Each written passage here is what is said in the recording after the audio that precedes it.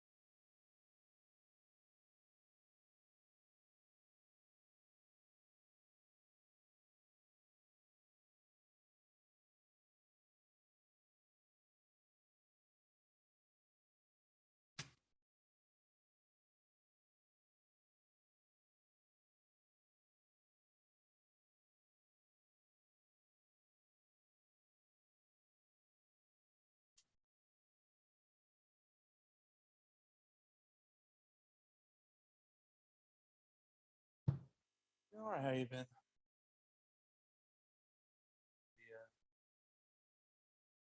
Inching toward fall.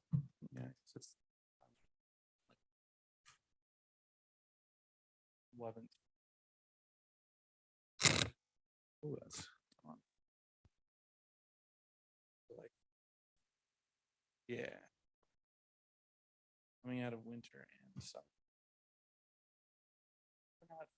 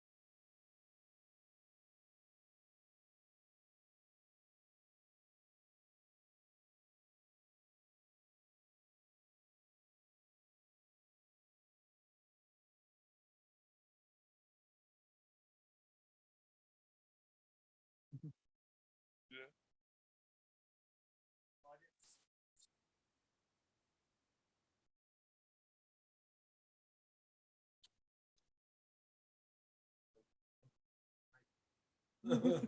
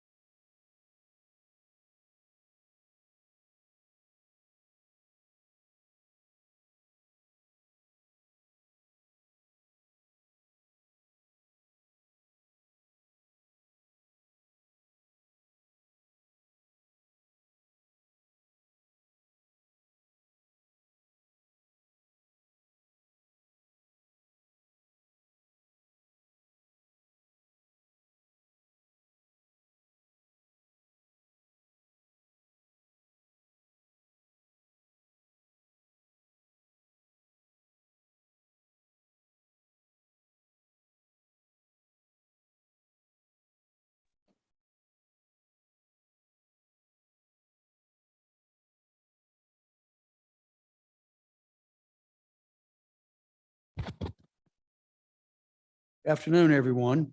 This is the first Monday of October 2023 meeting of the Meridian Transportation Commission. First order of business will be the roll call. Mr. Ballard, Present. Mr. Shoemaker, Here. Mr. Lancaster, I understand, is picking potatoes or whatever you do with them. Digging.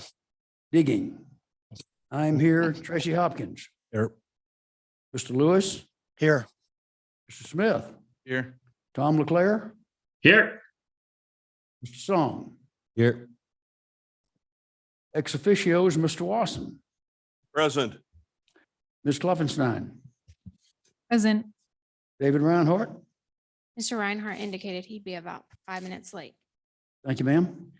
Ms. Taysom Here. and Justin Price. Here. Welcome all. Next item is the adoption of the agenda. A motion and a second, please. So moved. Second. Mr. Hopkins, who was the second? I was the second. Okay, Ayun was the motion, Hopkins was the second. Any discussion? All in favor, please say aye. Aye. Next item is the approval of the minutes of August 7 and September 11. Comments, questions, discussion, motion? Mr. Chairman, I make a motion to adopt the minutes. Both? Both. Okay, have a motion to adopt both August 7 and September 11. Second. Have a second for Mr. Smith. Any other discussion? All in favor, please say aye. Aye. Aye. Aye. Anyone opposed? Minutes are adopted. Old business. Ms. Carson, Transportation Projects Update, please. Thank you, Mr. Chair. All right, beginning on page 7 in your packet, we have a lot of updates this month for transportation projects. The ACHD Integrated 5-Year Work Plan went before the ACHD Commission for adoption on September 27th. There were very minor changes between the initial draft and the adoption draft for the Meridian project list. The Meridian Intersection Pedestrian Safety Task Force final report of the process, comments, and findings is going to be presented to City Council tomorrow night. It was going to be the 10th, but that has been moved up, so I apologize that there's not more notice for that. That will be presented to council tomorrow night. The Linder Road Overland to Franklin project will have its second public outreach meeting in mid to late October. The Locust Grove Road Victory to Overland and Roundabout project are complete and open. The Amity and Locust Grove and Amity Road Meridian to Locust Grove project. This project's been discussed at a few different meetings, but wanted to give you an update that it was discussed at the ACHD Commission on September 13th. And the project is now being put on hold again so that the ACHD Commission has an opportunity to workshop solutions with staff and with the public and hear from the public on their feedback on the intersection and road improvement project. On page 9, the Linder Ustick to Pine project continues to be to go through conceptual review. The project team met to review concepts that the consultant did, and the ACHD Pedestrian Advisory Group, ACHD commissioners, and myself did an on-site review of the existing conditions of the stretch. Based on the feedback from the project team, the PAG, ACHD is working with consultants to develop new concepts. So back to the drawing board on that one.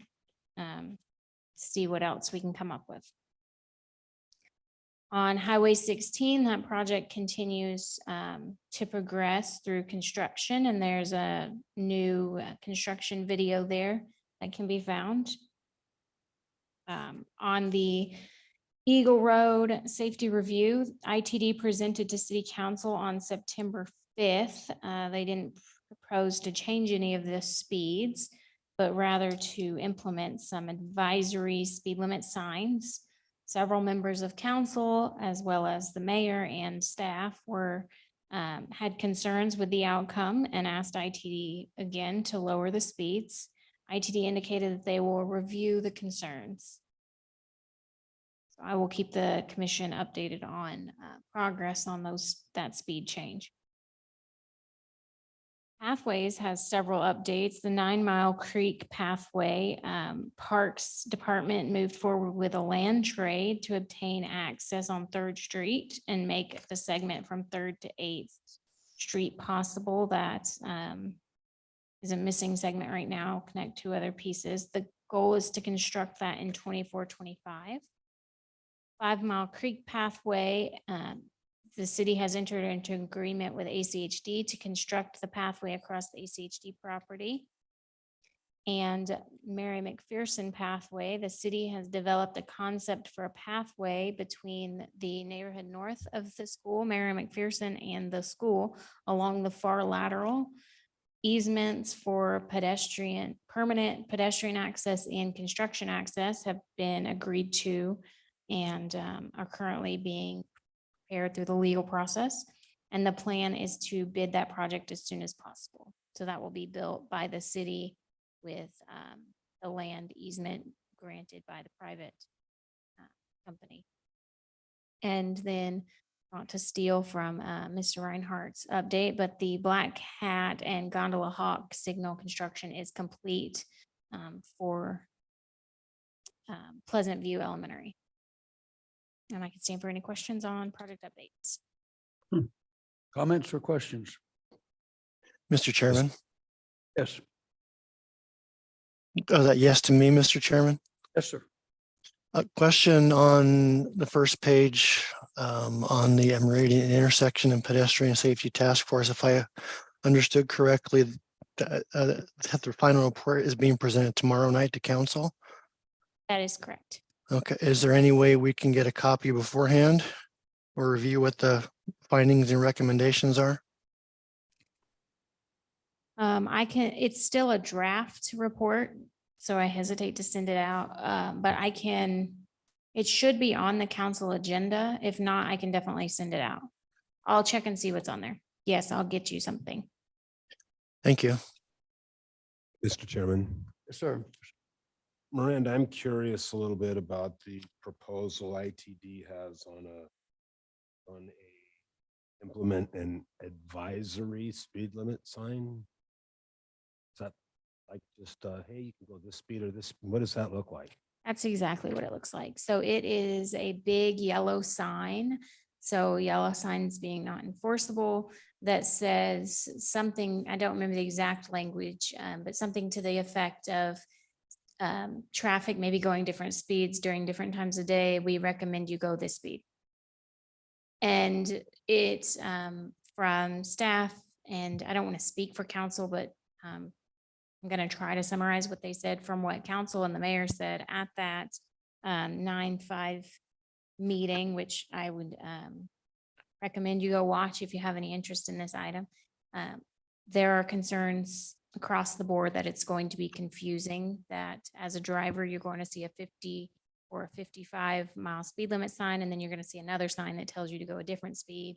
And then down the road, you're going to see the 50 or 55 again, and it's going to just go back and forth between the two and be confusing for drivers and just add more to what's going on out there. It's also difficult from police. They can't enforce those signs, and so it doesn't really have any bite to it. Is it a permanent sign like you see going into curves on the highway, or is it a turn on, turn off sign? Do you know? It is a permanent sign.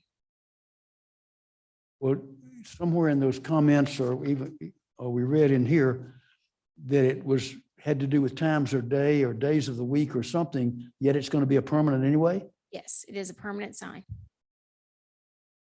There was a recommendation at one point to look at variable speed signs that would change. The concern with those, I believe, I'm not a traffic engineer, but the concern I believe that ITD said was that because there's so many access points along Eagle, it would be difficult to get the messaging across that the speed limit's changing as people enter and exit that highway. You and I talked a moment or two about getting some crash data on Eagle. Have you had a chance to look into the ability to get, for us to get that? I'm sorry, Mr. Chair, I have not had a chance to look into, But it's on your list. it is on my list. Okay. Anyone else?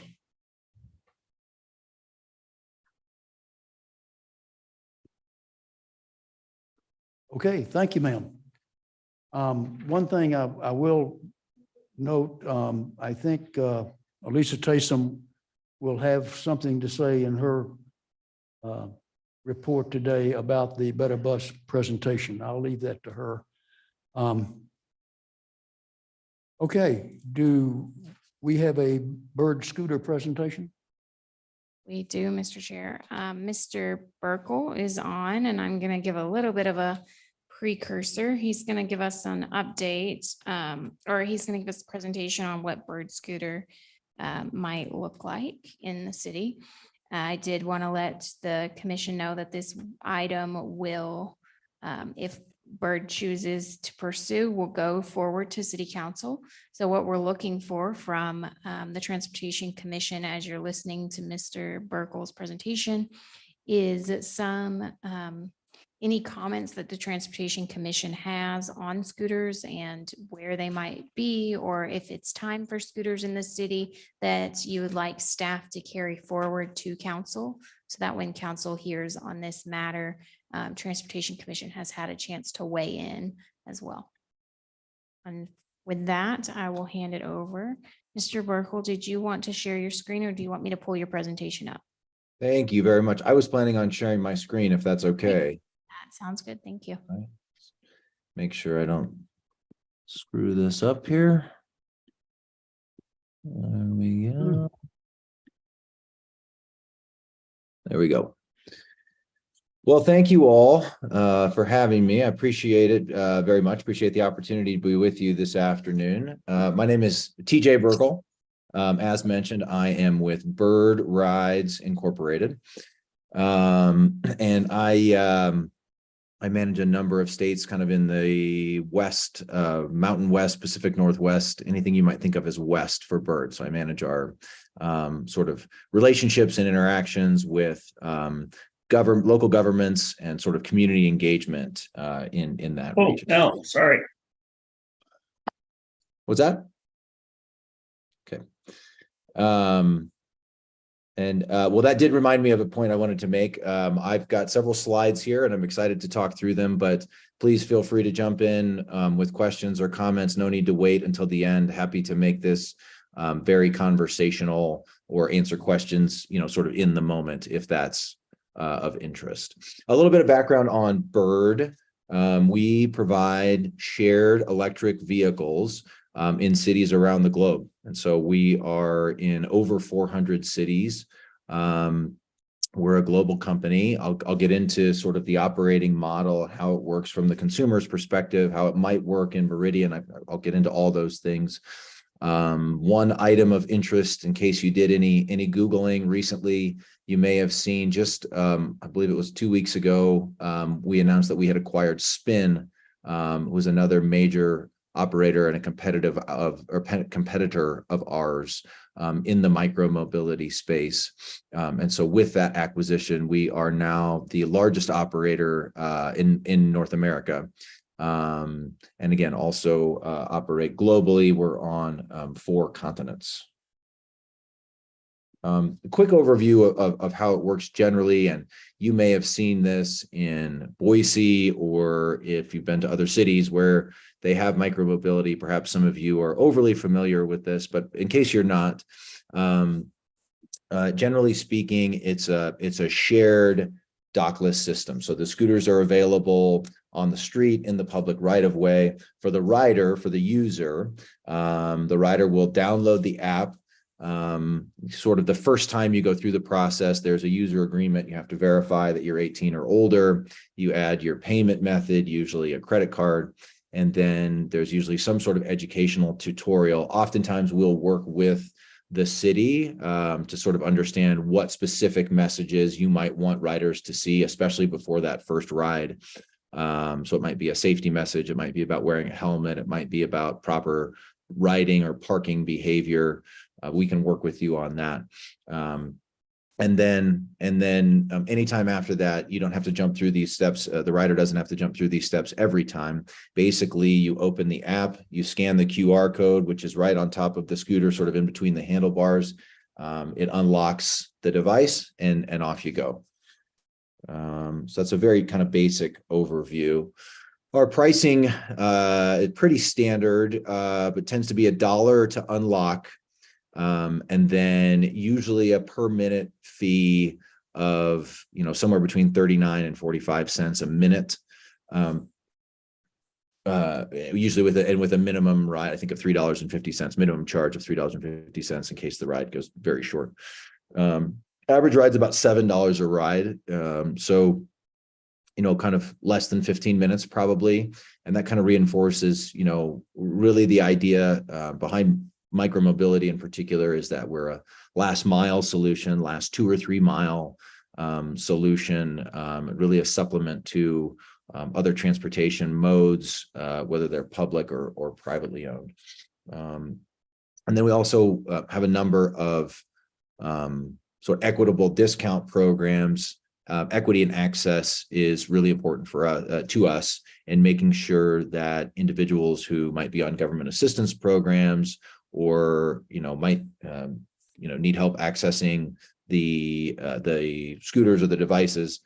We have various programs, discounted programs, and other ways to try to increase access as much as possible. And then safety is certainly very important to us. And I just thought it might be of interest to note sort of what we've seen in our data and then comparing it to national data. Kind of the big takeaway from this slide for me anyway is that scooters tend to be similar to bikes when it comes to medical incident rates, sort of incidents happening on these devices. And so what we've seen so far, I mean, the industry is only 5 or 6 years old, but the safety record is similar to bikes. And then I'm going to get a little bit more into sort of both our experience in Idaho and thoughts on what it might look like in Meridian. We have operated in a number of communities in Idaho. We either have operated or are operating in Boise, Caldwell, Garden City, Idaho Falls, and Rexburg. So we are certainly familiar, with, I think, in Boise and Caldwell and Garden City in particular, I think I was going to guess the climate's pretty similar to what you see in Meridian. We've, managed through the snow and the geographic layout and things of that nature. So we have operated sort of in the state, in the area for a number of years, and we do have that experience. I'm going to get a little bit more into kind of our initial thoughts on what a program might look like in Meridian. But I just want to point out, every city we go into, it's a fully customizable program. And so these are our thoughts after some initial conversations with city staff and kind of a preliminary review of sort of the layout of the city and the map of the city and that sort of thing. But, I just want to make sure to leave you with the message. We take our cues from our city partners, and we really customize our program to the needs and the desires of the city. So I want to make that clear. These are some initial thoughts, but we're certainly not, pounding our fist on the table and saying it would have to be this way in Meridian. These are some things for you to think about, open for discussion and questions now or in the future. Sorry, let me jump to the next slide. So here's an example of what a sort of strategy might look like for deploying and parking scooters, specifically in high traffic areas such as downtown, 10 Mile Crossing, and the Village. We would recommend focusing the deployment of scooters and parking locations along major thoroughfares in these areas, with some supplementary locations, or we like to call these locations where you either deploy the scooters or park them. We refer to them as nests. So they're nests for our birds. But we want to give easy access to parking for all riders. Again, to optimize the rider experience and maximize usage, we would certainly want a close collaborative effort with the city out, specific areas through major corridors, where we can deploy the scooters, where riders can park, we can encourage them to park. And then from there, we would work with our fleet managers who we hire locally, and I'll get into that in a moment. Sort of fleet managers' local knowledge, combined with the data that we start to collect once riders start riding, and see, what we call them demand signals, like where are we seeing the greatest demand, where are the most popular routes, where are riders using the vehicles. We use all of that information to, figure out where we want to deploy vehicles into specific locations across the city, where residents are most likely to use the service. But generally speaking, we suggest putting nests every few street corners, especially throughout the downtown corridors. The more, in our experience, and we've got data and experience in a number of cities, the more locations available, the more opportunities our fleet managers have to place vehicles close to riders who have a use for the product, as well as, and this is important, opportunities for riders to park, to sort of keep clutter to a minimum and maximize sort of the efficiency and cleanliness of the program. We would work closely with the city and city stakeholders to ensure that vehicles are deployed into specific nest locations. And again, we can move those locations based on data. We can remove some of them if they're not being used. We can add to them. But I really envision a collaborative effort with the city, which would allow us to dictate certain areas where we do want them and we don't want the scooters. I'll add another note on parking infrastructure, because this is a question that comes up a lot. We have a lot of experience doing parking in a lot of different ways. So I think I mentioned our system, sort of the starting point for our system is that it's a dockless system. So it works best when riders can pick up a vehicle and drop it somewhere else. And we sort of, in theory at least, we want demand to kind of drive those decisions. And, if riders are, using the most common routes, then in theory, vehicles should be available. But we also understand cities often have a desire to encourage parking in certain areas, sometimes even enforce parking in certain areas. And so we have a lot of different things we can do short of major investments in physical parking infrastructure, like big signs or expensive signs. But we've done things like painted stencils, the heavy grip tape, parking mats. And another good thing about that, especially on the front end of the program, is it allows us to evaluate the data, continue to have conversations with city staff. And if we need to move some of those locations, it's easier to move them if we haven't done sort of the heavy infrastructure when it comes to parking. So I just wanted to point that out, and I'm happy to get into the parking discussion a little bit further, but there are options, basically, is the point. And then of course we always highlight these locations in the app for the rider to see, but there are options as well, what we can do sort of in on the ground physical infrastructure for people to see when they're out riding. Now in Meridian, we've also observed that the high traffic destinations, namely the Village, downtown, and 10 Mile Crossing, are separated by some distance. But we have seen that the streets are connecting these areas are equipped with an impressive network of bike lane infrastructure.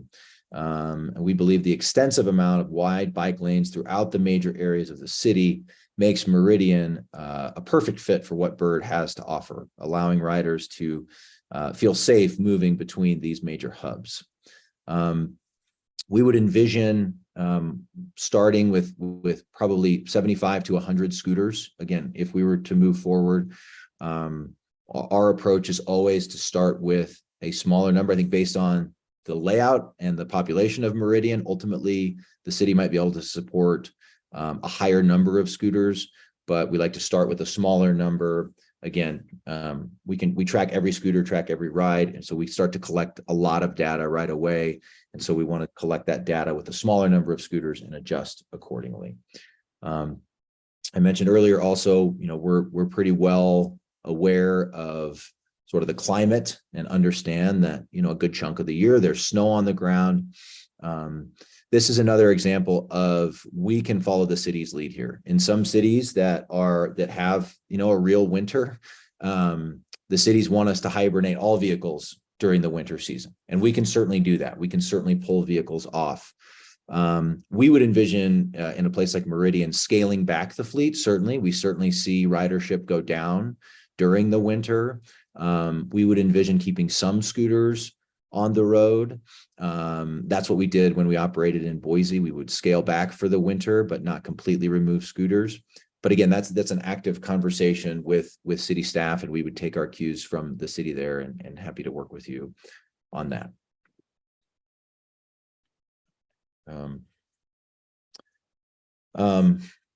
Now, another thing that's important to note, especially kind of talking through potential deployment locations and areas of town and things like that, I want to just make sure that committee understands all of our vehicles are enabled with geofencing technology. So if there are certain areas of town or streets, certain specific streets even, that you don't want scooters to be able to operate, you might want it to be a no ride zone, or maybe it makes sense, to have scooters operating, but it's a busy area and we want to slow down the maximum speed. So you want it to be a slow zone, essentially. We can activate that within the app, and so that the scooters respond to and set up the geofences, so that the scooters respond to those signals. So for instance, if it's a no ride zone and a rider is cruising along and enters a no ride zone, the vehicle will come to a gradual stop. The rider will be notified that they're in a no ride zone and asked to turn around and walk the scooter back to where they were before. If it's a slow zone, the vehicle just slows down. But again, every one of our scooters or every one of our vehicles is enabled with this technology, and the scooters are constantly every second or two sending messages to our servers. So we know where every scooter is, and we're able to track them, and we're able to implement these geofences. And the other thing that on that note, we can implement a geofence rather quickly. So if we were operating in Meridian and you called and said, hey, we've got a special event, a parade, something like that's going on, and we need to geofence this whole 6-block area for 3 days, we could get that in place the same day, and then we could remove it once the event is over. So we're pretty flexible when it comes to when and how we do these geofences. Okay, I just want to make sure that's all I have on that section. Now, in terms of managing the fleet on the ground, we partner with small businesses in the cities where we operate to manage our fleet of vehicles.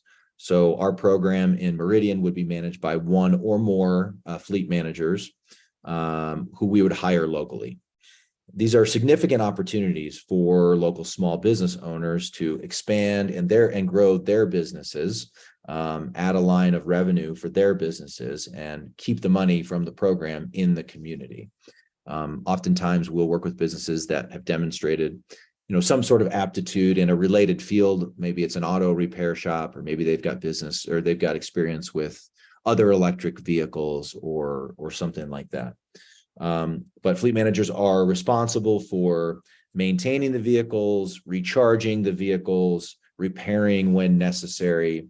And then they'll both sort of, if there's vehicles that have been misplaced or are in the wrong spot, fleet managers will retrieve those. And then they'll also, again, once they'll perform regular sweeps throughout town to sort of clean up any clutter they might see. And then once they've sort of recharged the vehicles or repair them, they'll put them out back out, which we refer to as redeploying. And then the charging is done, just in case there's any questions there, but it's done sort of on an ad hoc basis as vehicles begin to run low on their batteries. So we're actually able to monitor the status of the charge on all of our vehicles remotely. And so when a fleet manager receives a notification that a vehicle or a group of vehicles has a low battery, that person will remove the vehicles from the road, charge them. Usually our fleet managers have a warehouse where we require them to have a warehouse. And then they're put back into service in a timely fashion. And, we're certainly also mindful. I never want to do one of these presentations and tell officials that there will never be clutter or there will never be issues. We're certainly mindful that sometimes scooters end up in the wrong place. And so, as I mentioned, that's something that our fleet managers will manage and resolve for us. But our target resolution time in our agreement with most cities is always 2 hours or less. And so that's kind of our goal. That's our target. And we establish a system, basically riders, citizens, also city government officials can notify us via the app. There's an 800 number, there's an email address. All of these messages go into our system and into the same place, which means that the fleet manager gets notified right away. And then also, I would imagine in most cities, there's one or more city staff members who's kind of a regular contact for Bird, and so we're in regular contact anyway. And so, of course, anytime we might get notified from our city contact as well that, hey, there's a few scooters that are in the wrong place, or there's clutter downtown, we can dispatch our fleet manager to resolve that issue very quickly as well. I would also mention there is an economic development impact when you bring a micro-mobility program to town.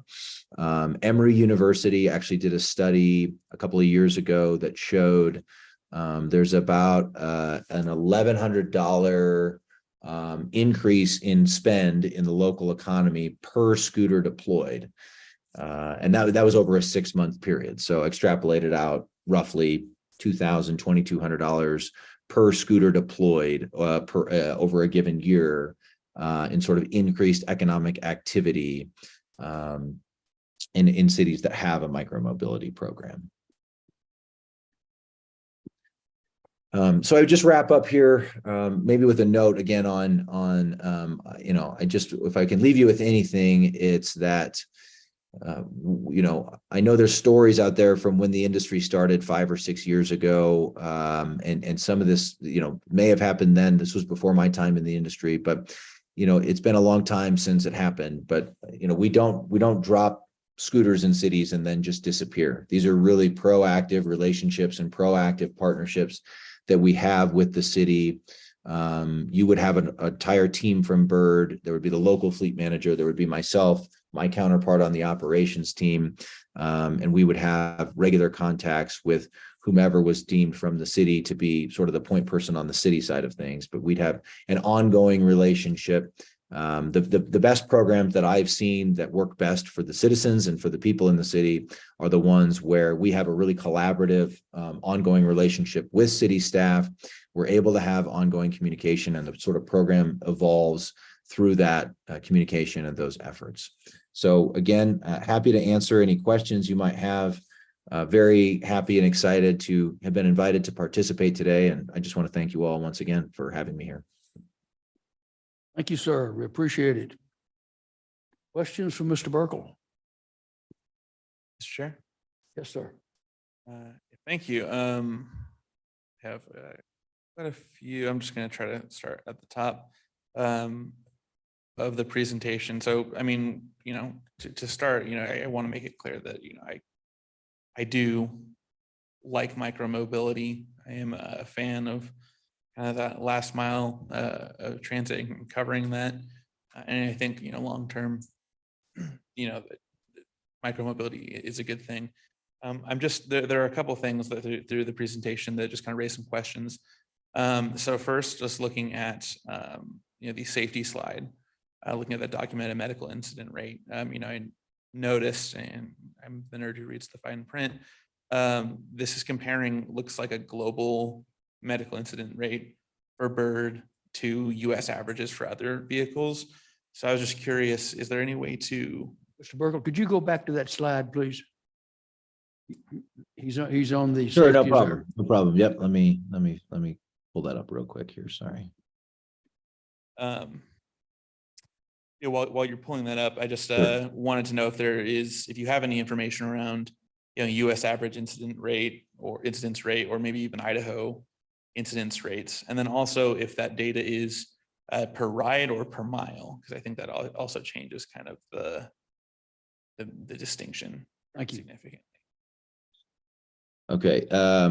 Sorry, I was pulling that up. I apologize. Can you say that one more time? I'm sorry. Yeah. So I'm just curious about you know, that 1 to 50,000 incidence rate, noting that is a global, it looks like in the footnote, that is a global metric. I'm wondering if there are any US metrics so you could compare kind of apples to apples against those other modalities Or Idaho, for right. transportation. And then also curious if there is, if this data is per mile or per ride. Okay. I do not know those items off the top of my head, but I'd be happy to follow up with that information. Yeah, that would be helpful. Okay. I think that really changes the meaning of that incidence rate. For example, if it's per mile, you know, you tend to travel further in a car. So I would wager that medical incidence rate would be higher. So that, you know, if it's per mile or per ride, that has a significant impact on that. Then Sure. the other- I'm gonna guess it's per ride, but I don't want to speculate. So I'll get confirmation and I'll follow up with you.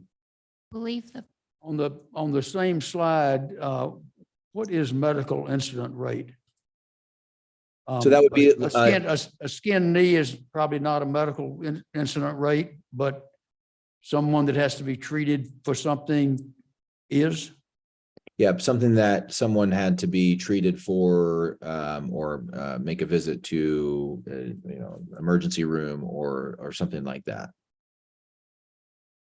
So, and it's up to like, probably not every skinned knee or something like that has been reported, right? But it would be those that have been reported. Okay, thank you. Mr. Chair. Ms. Carson. It does say in the fine print, a percentage of total trips. Thank you. Yeah, I think, Mr. Chair, if you know, I don't know the data availability, et cetera, but I think those two things, getting that on a per mile basis, these numbers on a per mile basis for example, you know, US data would probably be a more informative metric to me, because I'm not taking a Bird scooter the same amount of distance as I am a car. And so obviously if I'm going to be spending more time in a car or even on a motorcycle. And so of course, just statistically, there's a higher likelihood of, you know, of an accident, and also considering like freeways and speeds like that, speeds and things like that. You know, I think that is going to be more of an informative metric for safety. Sure. I will dig into this. I honestly don't know if the data is available on a per mile basis, but there's probably a way to figure it out. So I'd be happy to dig into this and get back to you. Awesome, thank you. The other main question, I have a couple other ones, but this is the other important one to me. So you did mention there's some kind of pockets, you know, there's some distance between, 10 Mile Crossing, the Village of Meridian, downtown, et cetera. And I'm just curious if you know around kind of the average kind of distance a bird scooter ride might be. And I guess you could probably do the math backwards from the average ride dollar amount. But just considering these aren't just kind of a little far, they're kind of 2 to 3 miles apart. And so that's, it's not a 5-minute bird ride. That's kind of closer to like, I don't know, I'm just doing some math in my head. That's kind of a 20 minute ride. Sure.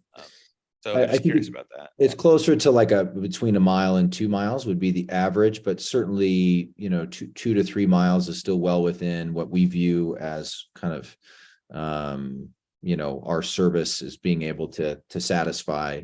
And another thing I would note, one thing for the city to consider, if you sort of were interested in a program, wanted to dip your toe in the water, but weren't totally sure about making a full commitment, one thing you could consider doing would be like a 1 or 2 year long pilot program, which would allow you to gather some data, gauge feedback from the community, sort of work out any kinks, that sort of thing. We recommend with any pilot program actually letting it be as wide open as possible and then pulling it in from there so we can sort of evaluate as much data as possible. But another way to do that, if the city doesn't want to go that route, would be to have a limited operating area. So maybe it's just downtown, or a couple of these two of these 3 main areas as a starter. So you could certainly start with a smaller, limited operating area. We could work with city staff on an ongoing basis and see if we wanted to expand and add, more parts of the city or keep it limited. So that's something to consider as well. And we're able to do that with the geofencing capabilities. Mr. Chair. Yes, sir. One last, I guess, question I'll tack on. Thank you for that information. Sure. Kind of halfway, I guess, between this kind of distance issue and a safety question is, do the speed limits on these roads and kind of maybe other road characteristics, other contexts inform kind of the estimated distance or like the likely travel paths that bird looks at? For example, if I'm, regardless of whether there's a bike lane, if I'm going down Eagle Road, I'm going to feel a lot less safer than going in a bike lane down Pine near downtown, just based on posted speed limit, driver behavior, things like that. And so I'm just curious, how does that, those kind of considerations inform, the estimations? Does bird kind of look at just the distances, the acceptable distances as the crow flies? Are there certain, just, I guess, simulated trips? Are there certain, buyer behaviors that are, or rider behaviors that are taken into account in that? And how does kind of bird account for driver behavior on roads that riders will be, on? Well, I think that all things being equal, we try to start with as few sort of geofences or as few restrictions as possible, which allows us, like I said, to sort of gather data and sort of a real time.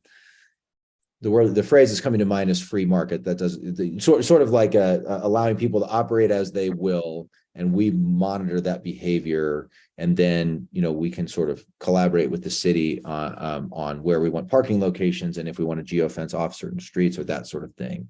So that tends to be our preferred approach.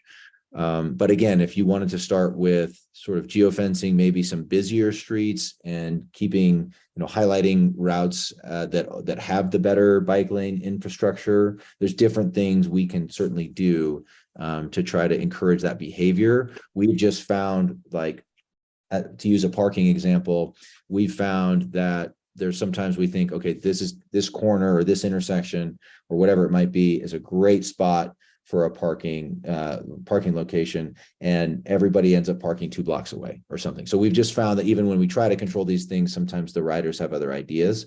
And so that's why I keep coming back to the point about trying to evaluate rider behavior and evaluate the data as we get it. Thank you. Okay, other questions? Mr. Chairman, Yes, sir. I just have two simple questions. What's the top speed of those?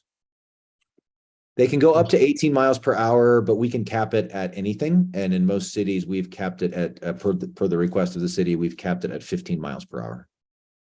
And the last time that they tried to bring scooters to Meridian, the village was a no ride zone. Is that still the case? Do you know that? Well, that would be per the discretion of the city. And if you requested that we make it a no ride zone, or if the village, if the business owners or whoever sort of the operating entity is, wanted that to be a no ride zone, then we would certainly abide by that. But we would kind of take our cues from the city and from the other relevant sort of authority figures there, or decision-making figures. Thank you. Ms. Carson? Mr. Chair, I was just going to note a couple of things. One, on the village, that conversation was, I believe, 3 or 4 years ago. And so as we all know, the people at the businesses change. And so I don't know what the village's appetite is for scooters at this point. And then also I was getting to note, just call to your attention that the Pine route that you're seeing on this map, or the Pine that you're seeing on this map, is our bus route, our local bus route. So there would be opportunity in this sample deployment for connections to transit. And then not shown on this map, and Mr. Burkle, I don't mean it as any criticism because I didn't tell you about it when we were discussing this before. There is a college satellite campus. There's actually 2 college satellite campuses at the corner of Central and Locust Grove. So south of Franklin at Locust Grove, north of the interstate. There's ICOM and ISU, both have satellite campuses there and have college students, which is probably one of the biggest markets for these kinds of things. So just wanted to call those 2 things to your attention while we discuss if this is the right place and time for scooters. Yeah, no, I appreciate that supplementary information. Absolutely. Mr. Ballard? Mr. Burkle, a couple of questions, if I may. Your slide there talks about verifying age 18 plus. What's the protocol to verify age? Normally, we ask riders to self-verify or self-attest, basically. We do have the capability to require individuals to take pictures of their like a driver's license or an ID that verifies their age. But we do also see that a lot of people have privacy concerns with doing something like that, and it does have an impact on ridership. Oh, and I see the photograph in the news article of 3 young kids stacked on a scooter under the age of 18. That I take it that was an accurate photograph. So that, I mean, when that type of thing happens, we've seen different examples. Sometimes the parents are standing right there. Other times it's maybe they got a hold of, the parent's credit card and downloaded the app. We have ways we can try to prevent that, but it's probably like a 14-year-old getting the keys to the car. I can't guarantee you that there will never be an incident of somebody under 18 riding a scooter. Second question on your medical incident rate. Do you have demographics as to the age groups, 18 to 25, 25 to 35? Is it broken down per age groups? I can, it doesn't look like it is here, but I can see if we can follow up with that data for you. And are there any statistics as the age of the riders? Or is it just a matter if they say I'm over 18, that's the end of the conversation? Again, we might have some of that data from anyone who's willing to share. I can see if we have anything that's meaningful that I can follow up and share with you. Thank you. Sure. A follow-up question to the age question. Do you just self-verify I'm over 18, or do you have brackets for I'm between 18 and 30 and 30 and Just- 40 and, Just over 18. okay. Other questions? Mr. Chairman, Hassan? So I have a few questions as well. First, regarding the age policy, is that 18 plus thing company-wide thing, or are you able to be flexible with that with city code? And in addition to that, is there a way that you can get parental consent for people who may be under 18 to download these apps and operate these vehicles? Our company policy is 18, 18, you have to be 18 or older. I have never seen a city where either Bird or one of our competitors operates that allows anyone under 18 to operate.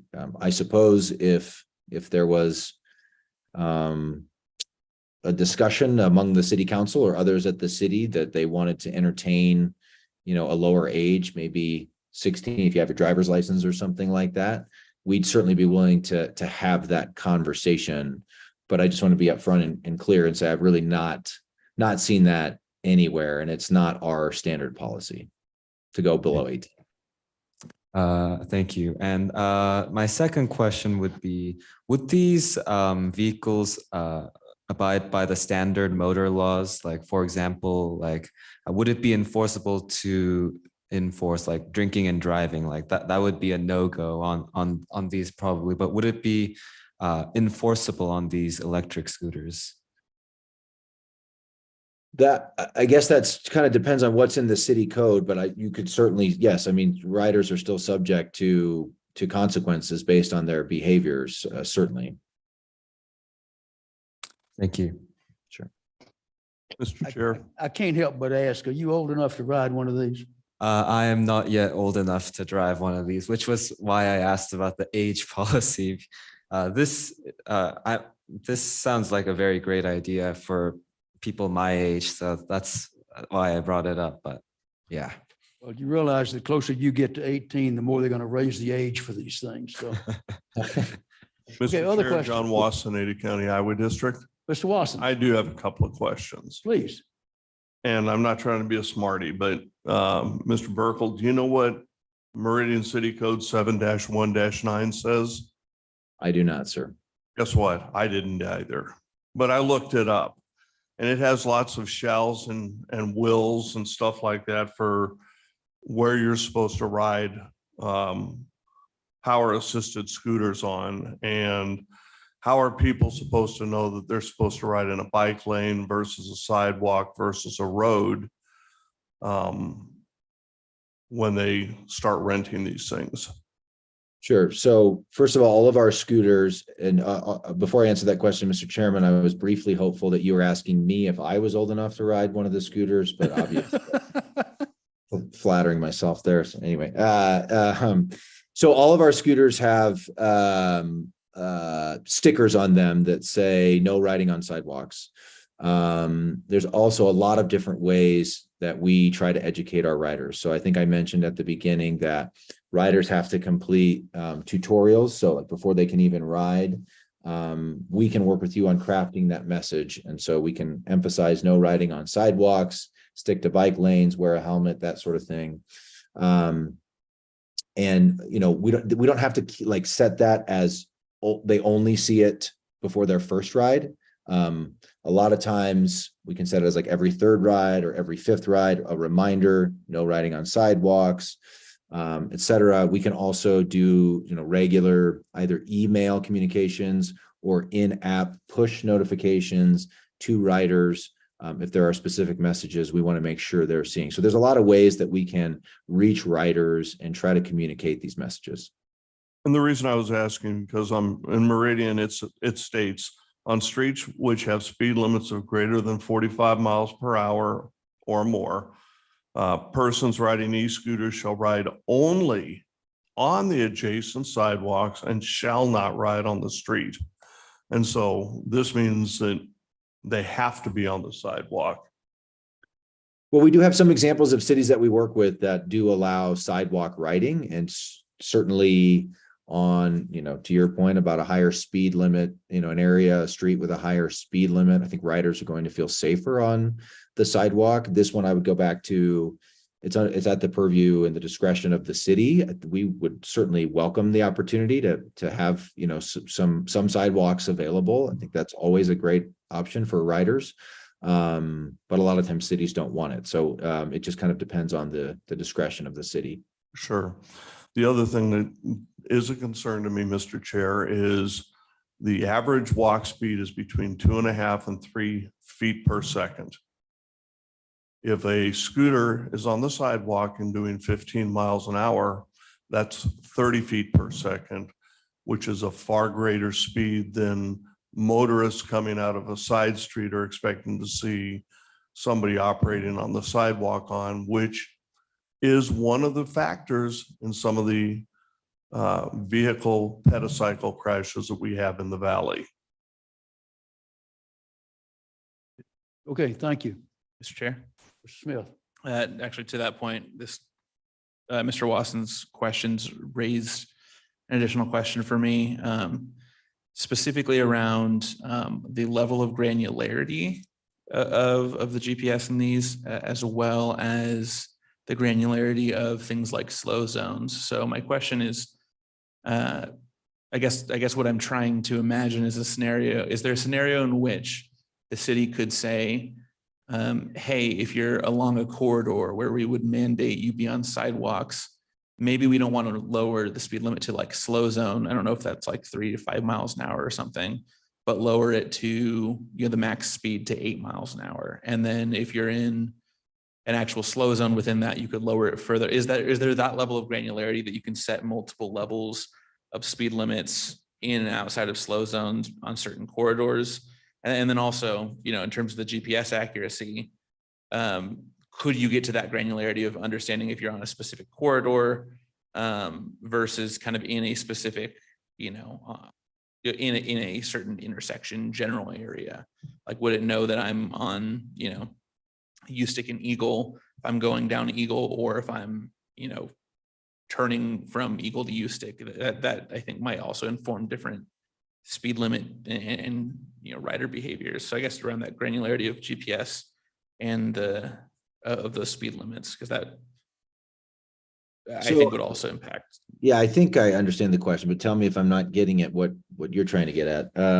So, I mean, we can narrow the geofences to like block by block. So if you wanted to set it, at 8 or 10 miles per hour, I wouldn't recommend 3 to 5, but maybe, 8, 10, 12, somewhere in there for the slow zones. If you wanted to set literally block by block, we can set it at whatever you would want.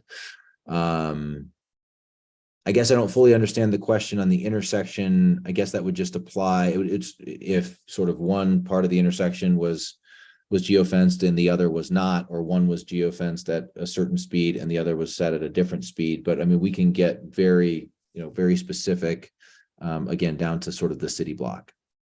Mr. Chair. Yes, sir. Yeah, just to clarify on that second question, I guess if I'm looking at the geofencing slide and using this example, you're talking kind of about block by block. I'm wondering if hypothetically, instead of block by block, I think the street example, this curved street in this example is Andalusia. If you could say, hey, rather than block by block, if you imagine that geofence instead running along either side of that street rather than throughout that entire block, would you be able to do something like that to say, hey, if I'm going alongside or down a specific road, that's the level that it geofences and informs the behavior of the scooter? Yes. Rather than at a block level. Yes, we're able to do that. So like a street level, basically, is what you're saying. Yes, yeah, like a street or corridor level. Yeah. Yep. Yes, we are able to do that. Got it. Thank you. Sure. Mr. Chairman. God, I didn't hear who was. Yes, ma'am. I have a question about the city limits of Boise. So the village is nearby the city limits. Would the scooter be operable in the city of Boise, or would that be limited to only the city of Meridian? It would be limited only to the city of Meridian. Thank you. In that regard, if I may, are y'all currently operating in Boise? We are not. We operated there for several years. And I guess last fall, we were one of 3 operators there for several years. The city decided to go from 3 operators to 1 operator. We participated in the competitive process, the RFP process. We were one of the finalists, but unfortunately, we were not chosen to continue operating in Boise. So that, not particularly good for y'all, but it would preclude mixing bikes between 2 communities where they're totally adjacent to each other. That's correct. So, I mean, from our perspective, we basically have to have a separate agreement with each municipality or public entity where we operate. So even if it's a city with a major university, we oftentimes have to have a separate agreement with the university because the university owns the property, or there's sort of, decades old, sort of divisions there, or whatever it might be. So if it's, cities that butt up against each other, we would not be able to operate in Boise at the moment. Mr. Chairman. 1 second, Ms. Carson, did I see your hand? Do you have something? No, okay. Yes, sir. Yeah, so I wanted to ask a little bit about the city limits as well. Do you operate, because it says here that you operated in Caldwell and Garden City, do you still operate in Caldwell and Garden City? We still operate in Caldwell. I'd honestly have to go back and check. Garden City sort of was just, I believe,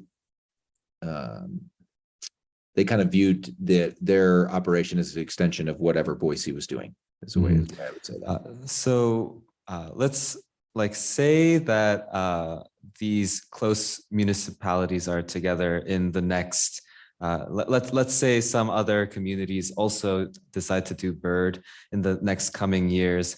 Would you still be able to not travel outside of Meridian city bounds if that was the case in the future? No, so there is absolutely, I mean, it's possible, right? It just would require approval from each city where we were operating. And then I could potentially see a scenario where it would also require perhaps like a multi-jurisdictional agreement to allow for the scooters to go, sort of cross community, if that makes sense. So, I mean, we'd be all for that, right? Yeah. But there's, approval needed at every municipal level, basically. If that was the case, is there like a regulation on each nest on how many bird scooters there must be? Like, for example, let's say one end of Meridian has 9 bird scooters, whereas one end of, let's say, Caldwell, for example, has 2. Is there like a limit on those scooters, or? Well, so there's not any, I mean, I think, again, to use your example, if it was multiple communities that bordered each other and we were talking like a multi-municipal agreement type of thing, I think we would probably manage that as sort of one operating entity. And so we would try to balance the scooters in the busiest areas, right, in each community. I don't know that we may have, like, again, it's oftentimes up to the city. They may have a certain cap of how many they want us to be operating at any given time. So that would be a factor. But we would probably approach it if all the communities bordered each other, we would approach it about sort of from a regional perspective, if that makes sense. Thank you. Sure. Mr. Chairman? Yes. Just a question. I think this question is probably for staff, but actually, let me back up. Just history. This commission has been very supportive in the past of micromobility. We discussed it at length in 2018, 2019, 2020. And here's the question part. In 2019, the city established the request for proposal process, and they awarded the first annual franchise to Bird at that time. So what is the current status of the city's RFP process, and where are we going from here legally? Mr. Ms. Chair. Larson? Mr. Chair, Commissioner Lewis, so the city's RFP process that was established in 2019 still stands. There was some conversation that city council would look to the Meridian Downtown Business Association for some cues on when it was time to bring back scooters. That association no longer exists. They were enveloped by the Chamber of Commerce. So far, nobody's come forward and said, we're interested in scooters again. Let's bring up the conversation and kick off the process to start that RFP. So that's where we stand legally. We can still do an RFP. It's a matter of city council having an appetite for scooters in the city. And then they would work through legal. I don't want to simplify the process because it's a complicated process for our legal department, but they would go through the process to create and put out an RFP. And then we would, go through the RFP process, taking the applications and scoring and choosing a provider. I believe our ordinance does say that we would have one provider, but I don't know if sounds like somebody was that I think you, that's Mr. Lewis? right. Yeah. So we would do one provider. Mhm. Okay. Thank you. And Ms. Carson, to follow up on that. So this presentation today is at the instigation of the vendor, not of staff and not of the chamber that's correct. and not of the council. That is correct. And you mentioned it going to council. Is it ready to go? Is it going to go? Is it someday going to go? What's So this is not scheduled with council yet. I've yet to put in any requests, but Mr. Burkle, of course, has every right and opportunity to go to council and ask them if they're willing to start the RFP process. And he approached the city and asked us if we have an appetite for scooters and what that might look like. And I suggested to him that he come to the Transportation Commission to get some buy-in or some feedback from this group before taking it to council. And then if he chooses, he can go forward to council regardless of what the Transportation Commission's opinion on it is.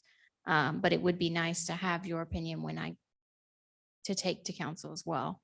Either way. is staff thinking through scooters at this point?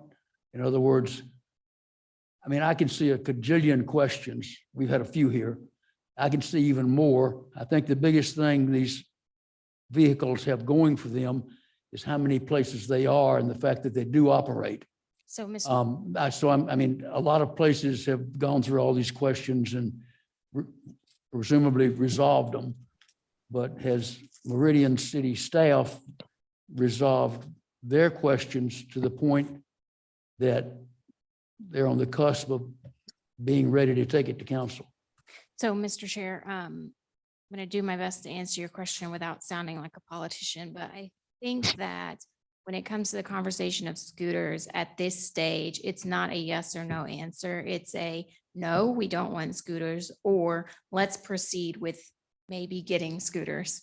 And so that's the stage we're in as staff right now. We're supportive of proceeding through and exploring the option of scooters. There are a lot of questions to be answered, and that's what the RFP process is for, is so that the city can ask providers all of those questions. Providers can come back and ask the city our needs, and we can make sure we find a team, whether it's Bird or another team, that fits our city needs, and then go forward. And then you start the agreement process and you refine those questions even further. So I can't say, yes, we're ready to deploy scooters today, because if I did, we would end up in the same situation we did in 2016, 2017, when they were just kind of deployed. But I do think, in my professional opinion, that we are at a point in the city where we can proceed through those steps and try to find a provider that it would work for us. I think having those college campuses, having, even if we didn't extend to the village or extend across Eagle, I think having our downtown and our transit, our park and ride and our college campuses several apartments have come online since the last time we had scooters. Downtown has gone through revitalization efforts and continues to go through revitalization efforts. Now is the time to establish habits in people as they're moving to downtown. So I think this is a prime time to start. Apparently, there are already existing codes, city codes regarding these vehicles. And they're not particularly allowed where bikes are allowed. That's a guess on my part. Would no new codes be needed before they could be implemented again? Or is the previous experience such that the codes as they currently exist are pretty much where they need to be until they're put in and you find out, oops, we didn't think of that? Mr. Chair, from speaking with our legal team, the code is established and went through a rigorous process to be established, and that would not be changed to begin the RFP process. Of course, after an RFP and a deployment, after an RFP and a selection and a deployment, if city council or the transportation commission or any member of the public wanted to come forward and suggest the code change, there would be a process for that. I don't ever want to say our code is our code and we won't change it, because I think as a city. Understood. Okay, but it's pretty solid. Solid for as it what is. we saw at our last deployment. Our legal team did a good job to make a pretty solid code. And I will say the scooters are allowed where bikes are allowed in our code now, except for on those roads that are over 45. other questions for either Ms. Carson or Mr. Burkle? Chairman, Mr. Ballard? what is the ask in front of us today? Are we a sounding board? Do we make a comment? I appreciate Mr. Burkle's time. I appreciate him coming and making that explanation. What are we being asked to do today? It is not, it is an action item, but there's no specific ask. Ms. Carson can correct me if I'm wrong. I was told that Mr. Burkle or that Byrd wished to make a presentation, that they would be happy to have us comment, ask questions, have input, or whatever. I'm still not of a mind to put a specific thumbs up, thumbs down in front of you. Certainly any one of y'all could do that if you wanted to. Ms. Carson, you want to elaborate on that? Mr. Chair, thank you. Yes, I'm going to ask Mr. Burkle. I'm assuming that this is something that you want to take forward to council as well. Is that correct? Yes, Ms. Carson, I believe you summed it up very well in your response to the chairman a minute ago. Okay. So then my request to Transportation Commission would just be, if you want to make a motion, that's fine. But if you have any comments that you want me as staff to, and as your liaison, I am the liaison to the Transportation Commission. It's part of my job to take your comments and your recommendations forward to council. And so if you have any comments, recommendations, be it as a full commission or as individual commissioners stated, I can take those comments forward to council. Gentlemen, what is your pleasure? Mr. Chair. Mr. Smith? I'm not ready to make any kind of motion at the moment, but just some thoughts around this. Obviously, I don't think really, recommending up or down on any specific provider at all would, is necessarily appropriate. I do think there are a couple of comments that I would want to convey personally, and maybe this is kind of just food for thought, is that, this obviously is a conversation worth having. I would probably like to hear presentations, even if I'm in council streets, I'd like for them to probably hear presentations from other vendors. Apologies, Mr. Burkle. But I would, even before the RFP, I think having some of those conversations just to inform, the broader conversation of different vendors' takes on micromobility in the area, and their experience. And then I also, would really just like more relevant safety statistics that we talked about earlier. I think are the two things for me is that safety and then kind of that, not RFP, but more of I guess a dialogue or presentations involving more parties, like competitors that would potentially go to bid. Miss. Well, if I can respond to that, the RFP process would be the different vendor question. I think the broader question is, does the city of Meridian staff, commission, council, they wish to put out an RFP for this type vehicle or not? Is it just the general overall yes or no? Do you want it in any fashion? And then the RFP would provide for different vendors to make their pitch to why their system would be better for us if go ahead was the decision by the council. Mr. Chair. Ms. Carson. If I may as well, I'll also just say that there's also the possibility that the city puts out an RFP and selects nobody. So just because we proceed, I can't think of an example when that's happened with other RFPs, but I'll just say that that's also a possibility. I believe, and Ms. Murray can correct me if I'm wrong, but if we put out an RFP and we don't find a provider that meets the Meridian way, then we don't have to partner with anybody. So really that goes back to, it's not a yes or no, it's a no or proceed with caution. Mr. Chairman, Mr. Ballard. I think from these comments and Mr. Burkle's presentation, the question for us is, should we ask the city if they're ready to entertain scooter program? They've had some experience, some time has passed. The question is, are they ready to restart that conversation? I think that's the question before us today. Yes. Mr. Chairman, Mr. Leclerc. it seemed like when we looked at these pilot programs before, there was some and when I hear request for proposal, it sounds like there's going to be some city administrative costs with this program, whoever gets it. And is there a way to collect that as a user fee at the point of purchase? Or is that an option other cities have done or not done? And then is this something that needs to, if we say, yes, let's go forward, it needs to be, established in next year's budget or something. So those are the two questions I have as we move forward. What financial impact does it have for the city? Mr. Chairman.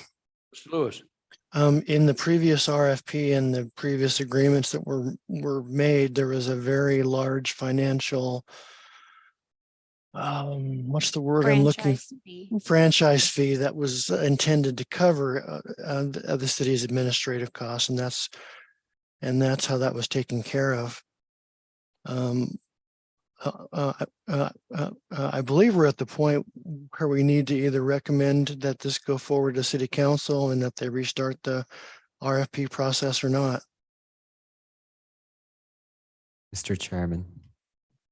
Mr. Lewis, was that a motion?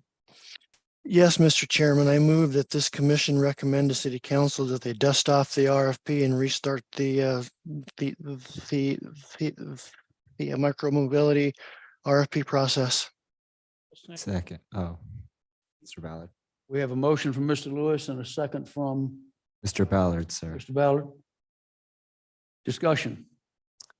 Mr. Chair, On. I would like to put a little comment in regards to this motion about perhaps fiddling with the age a little bit, because I do feel like a lot of the people that will use this micro mobility transportation would be someone of my age who's in the later years of high school, just about, and college students. And I think it might be good to have a little discussion for city council to decide whether that is to implement it with only people with driver's license or something. I don't know about the whole process yet, but I think it would be prudent for city council to have a discussion a little bit about the age system of these micro mobility transportation. Mrs. Carson is so noting. Mr. Ballard. If it's open for a comment, I suspect that the 18 age requirement has to do something with insurance coverages and liability and vetting who it is that are able to use these instruments. So I think that that's a conversation that the city and staff is well versed on. They'll leave it in their hands. Mr. Chair. Smith. Yeah, I guess in the grand scheme of things, this is not, it's not life or death, but I guess statistically it very well could be. I still am a little bit unsure of how I would want to vote with this, understanding kind of these safety statistics. So I guess I would just add a comment of, I'm erring on the side of saying, yes, I do support the city investigating this, but I do have very strong feelings that there needs to be better, more relevant data that actually speaks to answers the question of how safe are you riding one of these relative to a bicycle or a car, et cetera, rather than per ride, things like per mile, and rather than comparing global statistics of one to US statistics of another, understanding those kinds of things, ideally looking at Idaho statistics from other cities. I think it would be a disservice to recommend this to council without also highlighting kind of the lack of clarity around some of those safety statistics. Any other discussion or comments? We have a motion on the table. Mr. Chairman, Mr. Leclerc. just, I just wanted to commend Mr. Burkle. It's a good presentation today. I think these programs have come a long way, and this is a good time to move forward. And the other factors with so many changes going on in our downtown corridors, it's another good reason to do this. And so I support this motion and hope it will pass. Thank you.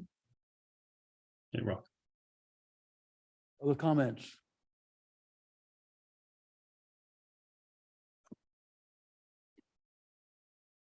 Chair will call for the vote. The motion is to recommend, if I can state it correctly, Mr. Lewis would recommend to the city council to proceed to look at issuing an RFP for electric scooter vehicles.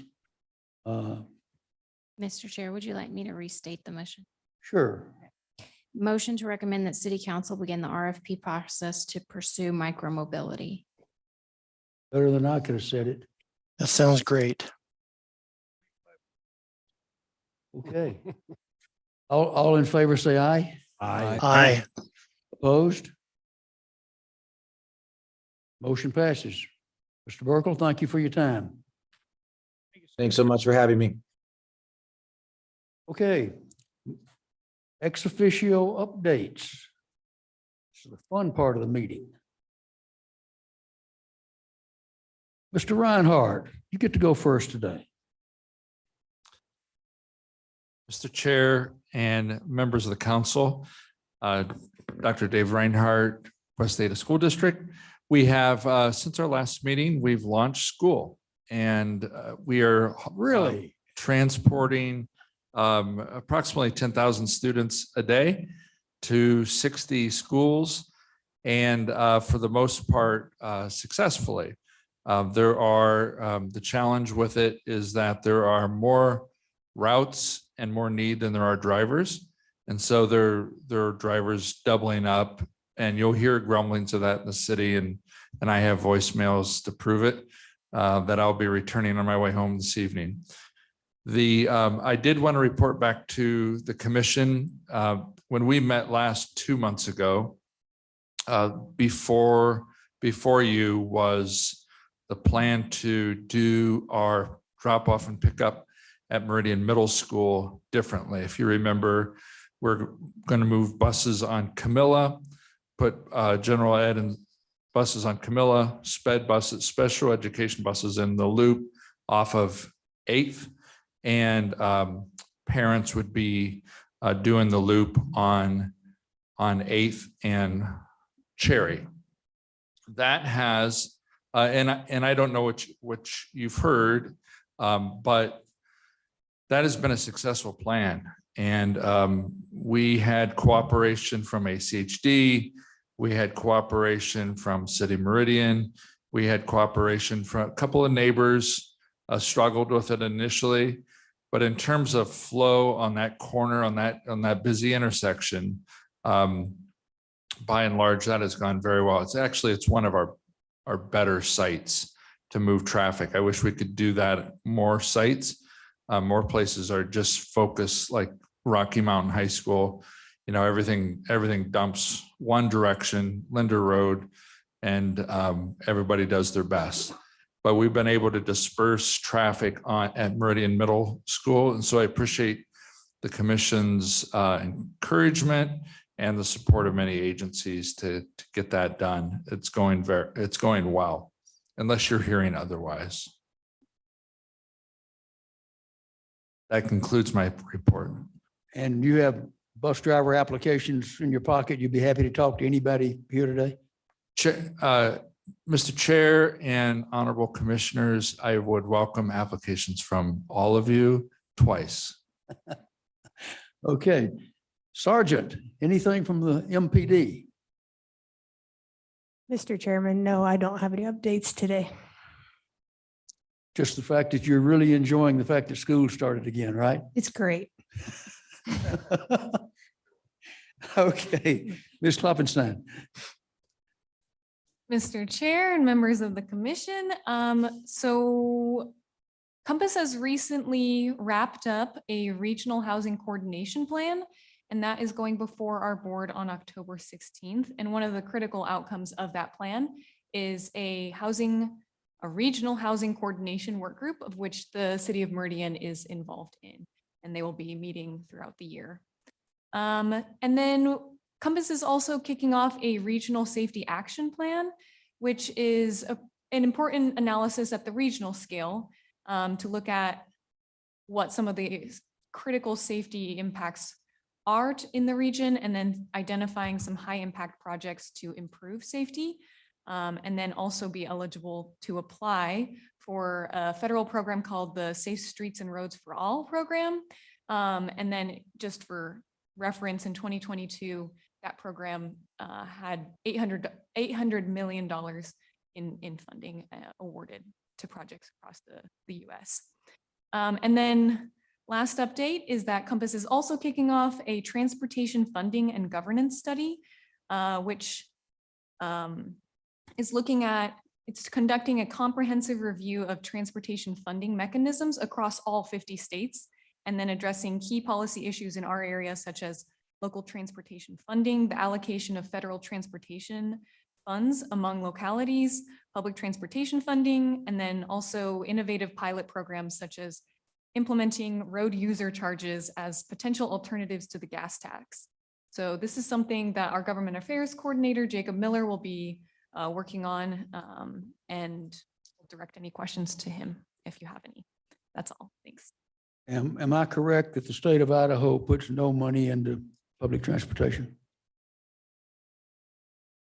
Thank you, Mr. Chair and members of the commission. Besides the vehicle replacement program, the vehicle improvement program run out of the Idaho Department, the Public Transportation Department in ITD, there are no other state dollars put towards public transportation. Thank you, ma'am. Mr. Price, Idaho Transportation Department, she said. You have anything for us? You still with us? Apparently not. Ms. Taysom, Mr. Chair, he's unmuting right now, it looks like. I'm sorry. Mr. Price just unmuted, so he might have just been slow. to- Mr. Price, do you have anything for us?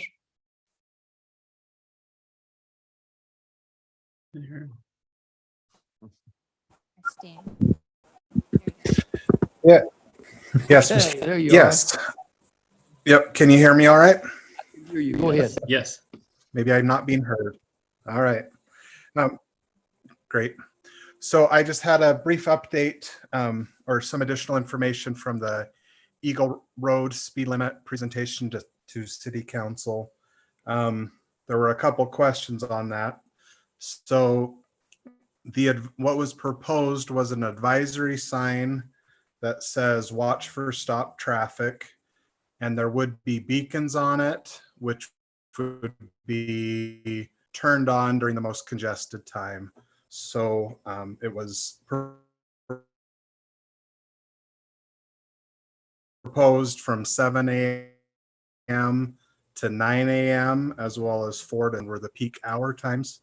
And then the speed feedback signs would be added to the regular speed limit signs as well. And then as far as there was a question on crash data, and I was just going to offer that I have evaluated quite a bit of the crash data on Eagle Road recently. So if there's specifics for what you're looking for, as far as, dates, times, what type of crashes, any of those types of details, then let me know and I'd be happy to put them together. I will get a hold of you. Thank you. Sure. Mrs. Taysom. Thank you very much. Alyssa Taysom with Valley Regional Transit. As you mentioned earlier, we did have our board meeting this morning in which they did approve the FY 2024 service change. This is the largest service change that we will have done in about 20 years. It just started out as the Better Bus Initiative that rolled out this spring and is almost an entire system redesign. We have, I believe, 3 routes in which there are no significant changes to this coming summer. And I'm happy to answer any questions anybody may have on that service change. Thank you. Mr. Watson. John Wasson, Ada County Highway District. A couple of things. We had a request for traffic calming on Chateau west of Locust Grove, where we had the fatality earlier this year. That has been closed with no action. The applicant was unable to circulate the petition. Unable to circulate or unable to get it signed? Well, circulate and get it signed. So the applicant would have to walk the neighborhood. The applicant was unable to at this point in time. She may try again in another year, but she requested we close the investigation. All right, thank you. What's that? Did you say it was Locust Grove or Linder? I thought the accident was at. No, it was Locust Grove and Chateau Okay. where we had the fatality. Okay, thank you. Second thing is we are currently working at the command staff level for some traffic calming changes in our policy. The first one has already been implemented, and that is we are no longer requiring cut-through studies. So right now, if they meet the screening and evaluation criteria and provide us with a petition, they're going to get traffic calming. I won't tell you when, but they're going to get it at no cost to them. Okay. Right now, we are working with 2 neighborhoods, Holly Lynn down in South Boise off of Pleasant Valley, and Ashton off of Meridian Road are going to get devices this year. In some ways, it's going to make it a little easier for some folks to get traffic calming, and others, it's going to eliminate that very low hanging fruit where people are asking for traffic calming on very low volume streets. We're going to raise that bar just a little bit more. but The that's the still. bar being the volumes. Yes, sir. Okay. So right now, our volume criteria for screening, just to be evaluating it, is 400 a day. And we're looking at about 500 a day. We'll still have peak hour volume, and the commission's playing around whether they want to use 85th percentile or 15% of. And it's a numbers verbiage PR concern. So more on that as it comes out, but we are looking at some changes. There are no plans at this point in time for a roundabout at River Valley and Records.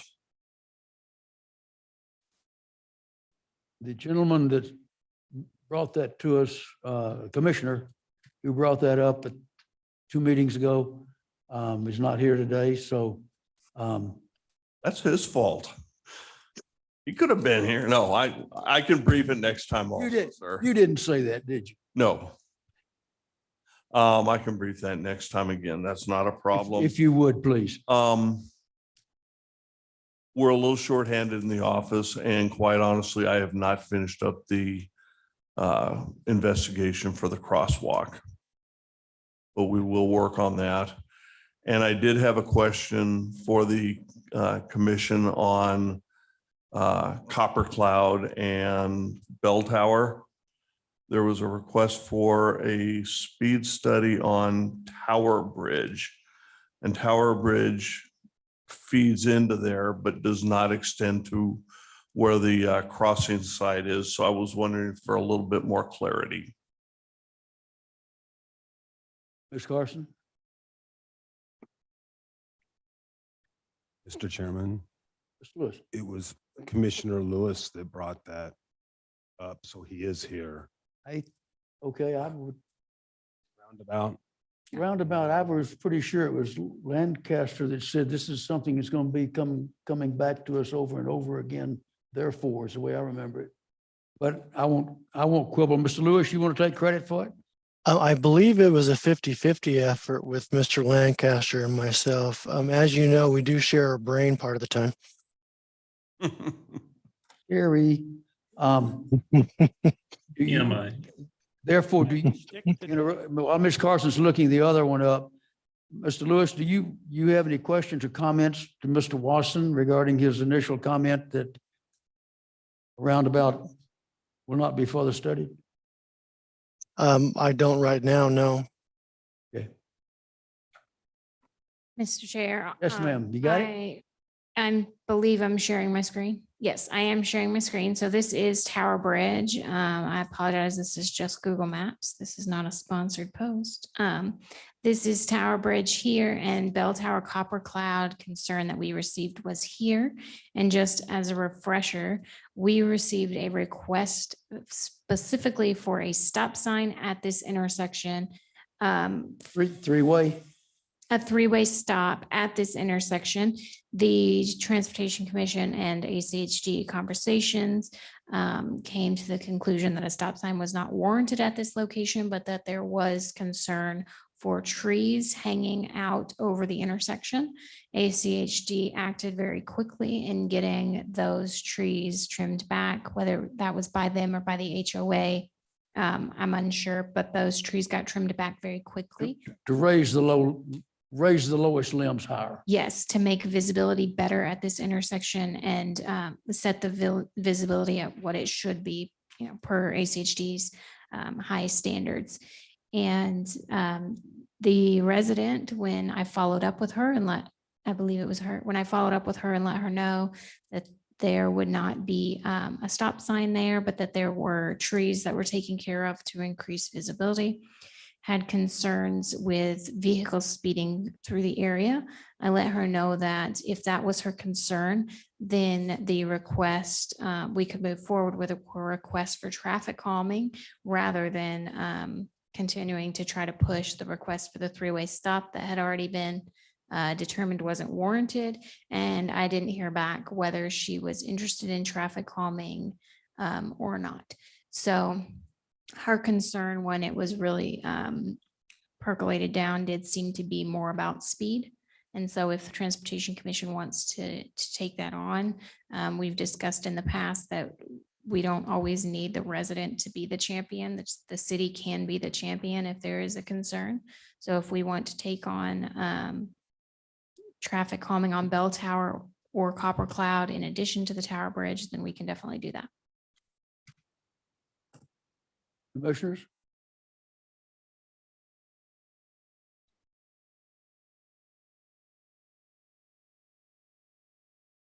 Hearing nothing, Mr. Watson, Yes, Mr. Chair. any other thoughts about that intersection? At this time, no, it seems to work well. I think that if we made improvements, it would be a capital project out there. But I would just was wondering, did the commission want a speed study on Tower Bridge? And if so, approximately where? Well, Tower Bridge tees into Bridge Tower, right? Did us, Mr. Chair, if I So may. a speed study on Tower Bridge wouldn't do anything for the intersection. Mr. Chair, if I may.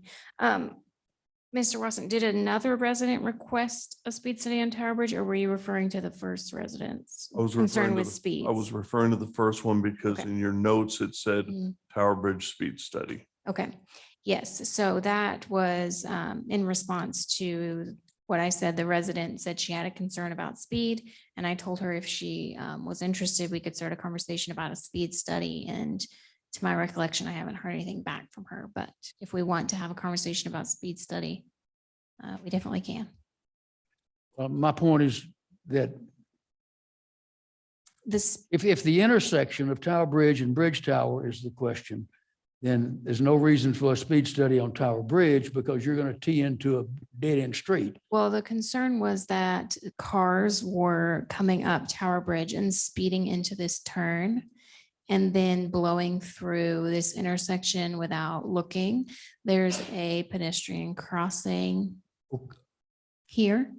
Okay, okay. And so the concern was that cars are coming up quickly without, more quickly than is signed for. Okay, the confusion is mine. The other map I thought called the North-South Street Tower Bridge. Oh, no, I'm sorry, that's Copper Cloud. It's very possible. Google Maps doesn't always have the names. And, okay, we're talking about the northbound traffic where your arrow is turning west. That's correct. Speed study. Yes. Commissioners wish to ask for that? Yes.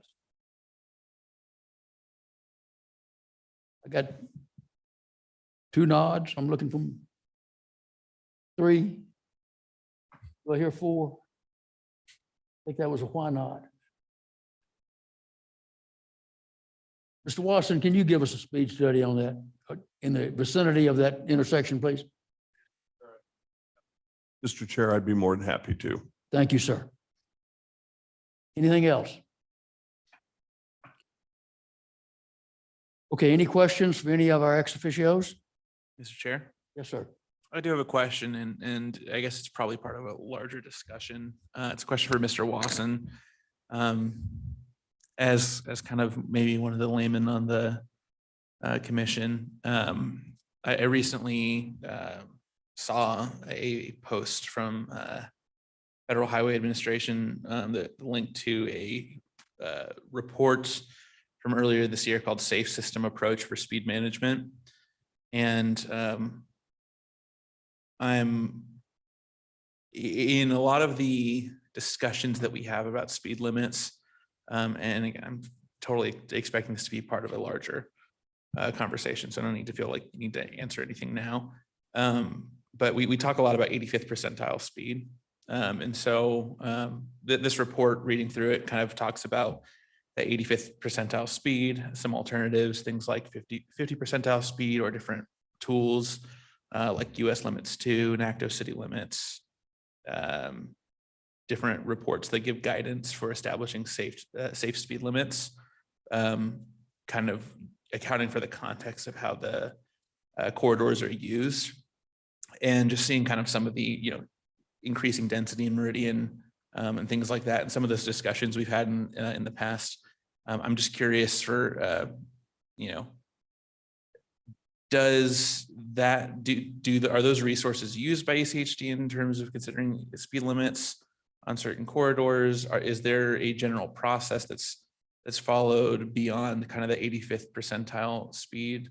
And kind of what does that look like in general terms? And I'm sure it's a very complex process.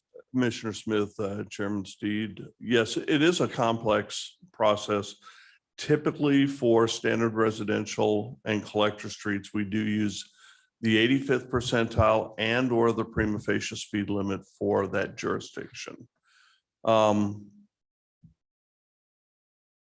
Not to be argumentative, safe speed is a very, very poor term. I think appropriate speed is the better term. And the reason I say safe is not, maybe not the best term, is because safe can be dependent on, are we talking about injuries to pedestrians? Are we talking about how you feel appropriate? And I don't want to be morbid, but we have crashes at 2 miles an hour that kill people. Grandpa backing out of the driveway, and back 5-10 years ago, we had a rash of incidents where small children were struck by people pulling out of their driveways, and they're not pulling out fast. But so if we say, well, 30 miles an hour is a safe speed, I don't know. It depends on so many things that we look at and we try to grasp. But if a driver's not paying attention, 20 miles an hour is not a safe speed. Heck, 10 miles an hour may not be a safe speed if the driver's not paying attention or is impaired. And yet we have the Indy 500 where we have drivers driving at 200 miles an hour, or sometimes that may be Eagle Road. I don't know. But when we look at a corridor study, we do look at what kind of roadside features do we have? Do we have utility poles right next to the road? Do we have ditches? Is the road undulating? Is it straight? Is there a vertical curve? We look at all that, but we start at that 85th percentile, because the other way to express the 85th percentile is a common person speed. So in the absence of any signage, people are going to tend to drive in that 85th percentile range. And the other thing is, remember, the number on the speed limit sign is just a number. It's not always enforced. And it's really, it's education, it's enforcement, it's engineering. And I dare say it's also legislative.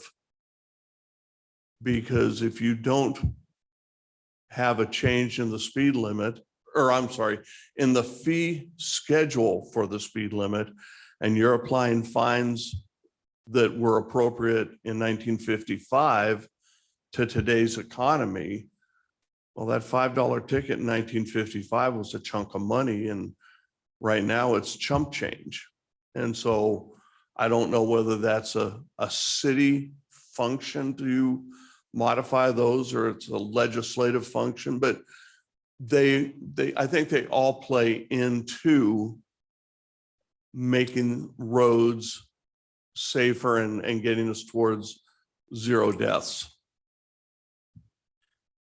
Mr. Chair? Yes, sir. Yeah, I think one thing that was interesting about this report, and I can send it to Miranda if you want to share it with the rest of the commissioners, is they use a certain metric called 10% fatal injury risk and 10% serious injury risk.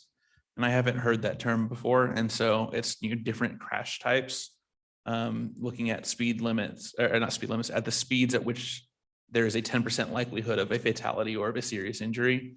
And I just, hadn't heard that term. And so I'm curious also about things like, are things like beyond just design, but beyond road design, kind of human psychology and accounting for mistakes that drivers make, and things like those, I guess, risk curves. Do those play any part in ACHD kind of speed limit discussions, or I guess more broadly, just in the speed engineering field as a whole? Not that I'm aware of. I have never heard of the 10%. Thank you. Any other questions for any of the ex officio commenters? Mr. Chair. Sorry, Mr. Chair, if I may, we cannot go past 5:30 per the bylaws Aware, and I'm without looking at a, the clock. okay, thank you. Just one quick question for our liaison for VRT. I do believe the public input for the new routes closed. Would we have any changes based on those results by any chance? Yeah, I can answer that. Yes, you did. They made a half dozen major changes based upon the last round of public input on the plan. The original plan was changed based upon the first set of responses. It was then modified in another set of responses. They've been very, very flexible in modifying what they were looking to do while still being able to move ahead the results they were looking for, which was more people within so far from a fixed route bus. And they seem very, very happy with it today. Sweet, thank you. Yeah, Mr. Chair, you're 100% correct there. For example, we had initially proposed the elimination of Route 4, which currently connects downtown Boise to the Boise Airport. We got a lot of feedback from people in that neighborhood about this is their only way to get downtown.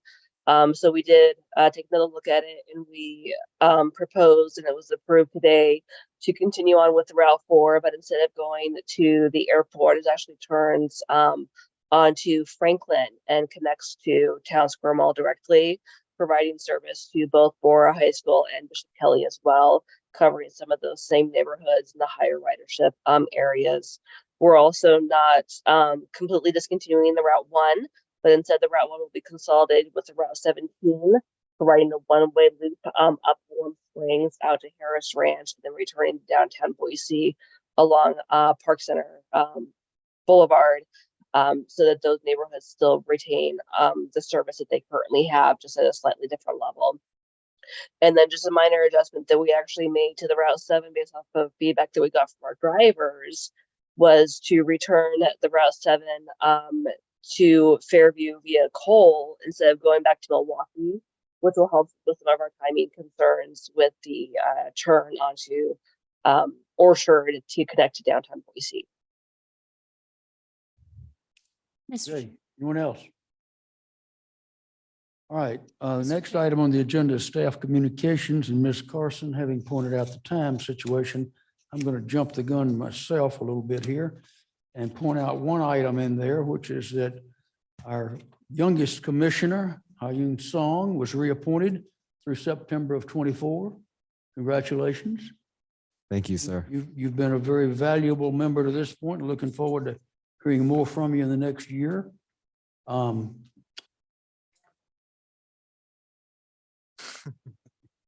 And there was one other that I wanted to mention.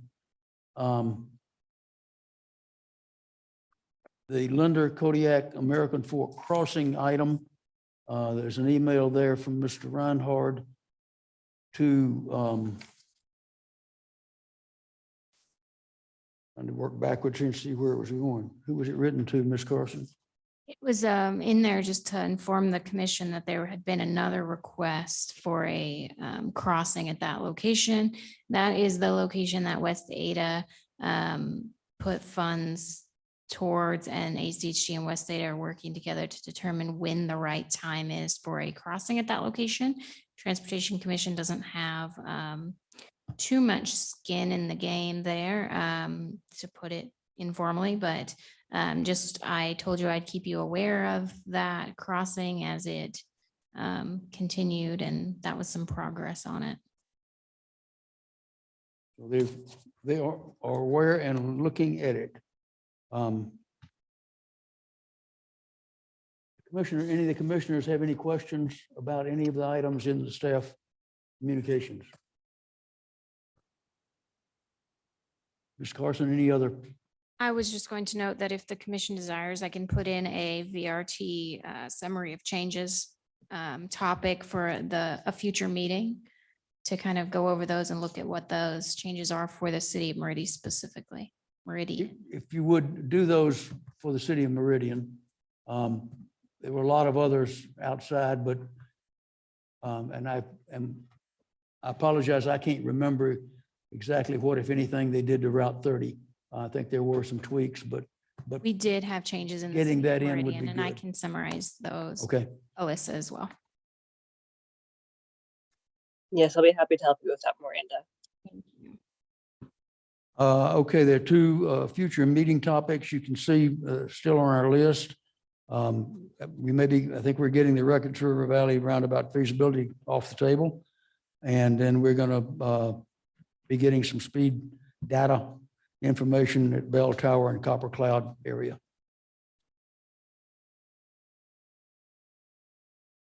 Anything else from anyone?